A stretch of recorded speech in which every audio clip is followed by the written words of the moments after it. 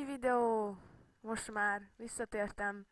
Tudom, hogy megígértem, hogy minden nap próbálom tartani a videókat, de ez nem megy. Gyerekek, nekem ez nem megy. Bevallom, lusta vagyok. Gyerekek, ahhoz is lusta vagyok, hogy kimenjek. Szóval, igen. Egy pár infót szeretnék veletek megosztani. Az első, mégpedig, hogy új frízek fognak bejönni, úgy néz ki szerdán, és öm, a frissítés után egy-két héttel talán meg is veszem, csinálni fogok róla videót, és kommentben várom a névötleteket, hogy mi legyen, mert gőzöm sincs, mi legyen a neve. Öm, Tervezzek egy levélnyitogatós videót, és arra szeretnélek titeket kérni, hogy küldjetek nekem levelet. Bármit. Kérdezzetek benne, válaszolni fogok rá szívesen, vagy osszátok meg velem a gondolataitokat.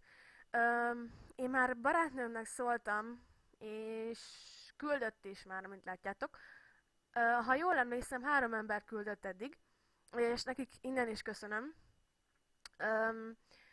A 3-as számú pedig, hogy egy Facebookos kérdezfeleleket is tervezek, amin Facebookon keresztül tudtak kérdezni tőlem, és a videóban megválaszolom. Bármiről, esésóról, vagy a valóságról, bármiről kérdeztetek nyugodtan, mindenre válaszolok. Nagyjából. Várom a leveleket, szeretem olvasgatni a leveleket, most is már 3 kaptam, és nem bírom ki, hogy ne olvassam el, de amit látjátok, még nem olvastam el.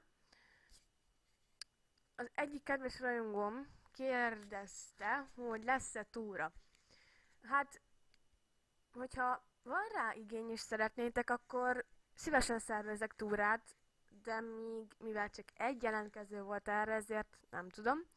De hogyha szeretnétek, írjátok meg kommentben, és kitűzök egy időpontot, egy napot, és mehetünk. Ott is lehet kérdezni majd. Na hát ennyi lett volna ez a videó. A következő videóban találkozunk.